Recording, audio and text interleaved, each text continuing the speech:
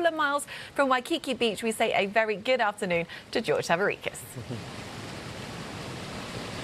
And yeah, I have a beach right behind me, so no shortage of beaches here in Oahu as part of the Sony Open. And for the guys in the field, it's a season opener. It's kind of like the first week of school, everyone getting back, trying to figure out what the goals are like for 2026 and how they're going to try and get off to a fast start here this week at Waialae Country Club. Kind of a broad variety of different mentalities and attitudes coming into the new year. Let's listen in and start with the only reigning major champion in the field, Spaun, trying to build on winning the U.S. Open a year ago.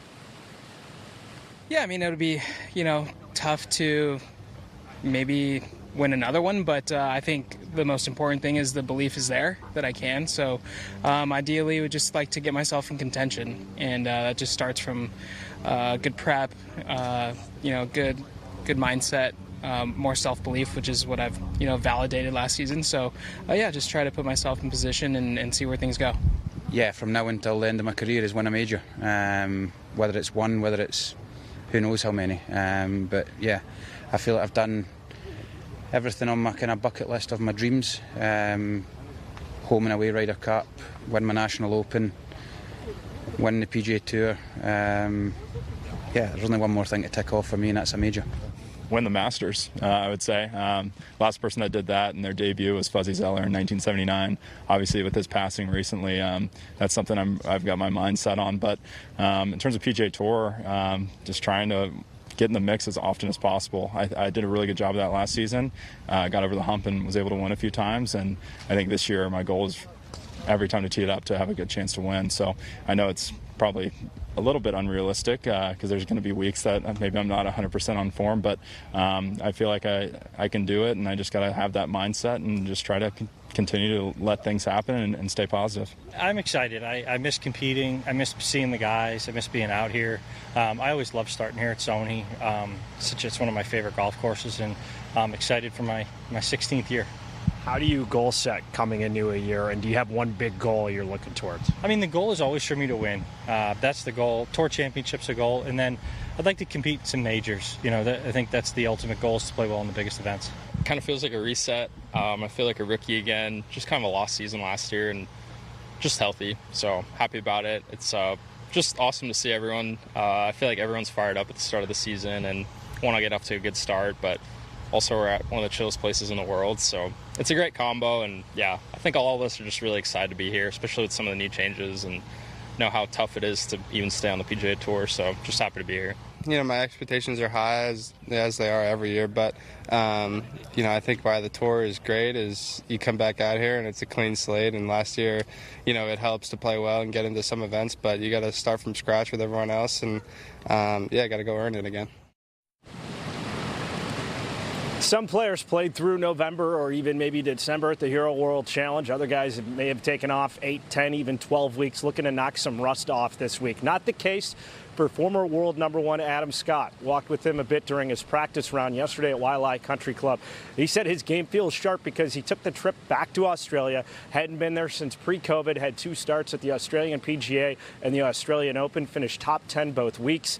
He said his big goal, and it would be a career-defining one, he was so close at the U.S. Open. If he can get that second major, he feels like that would solidify his case for the Hall of Fame, although, Anna, I'd argue he's probably already there. I think you might be right, George, but hey, some big lofty goals for 2026. Thank you so much. Well, I'm so pleased to welcome in Paige McKenzie to dive in a little bit deeper to what we're going to see this week. Paige, this event has been on the schedule forever, the 61st edition of the Sony Open, all contested at Waialae Country Club. So if you're looking for history and trends, this is a really good place to do it. What have you found about players that have been successful here over the years? Yeah, we certainly have plenty of history to lean on as to figuring out who may be successful. You just look back at who has been successful here. So looking out over the results of the past 11 playings back to 2015, I did notice a few trends that popped out. And it's no surprise, because we've heard it from the players already this week, that it's really more a position golf course than a power golf course. You can see the average field rank of the winners have been just outside the top 25 in the field. In fact, only 3 of the last 11 winners have been ranked inside the top 10 in the field. So distance not part of the equation here.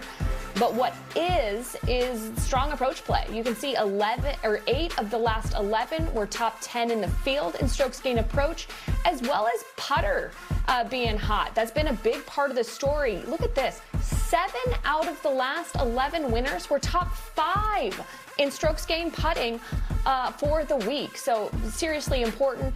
And then when you look at their average greens in regulation, you can see 78%. That's a high number. When you look at the field average, it's nearly 70% for the field. So this is a golf course that does reward hitting greens in regulation, but proximity and hitting it close is what's going to matter.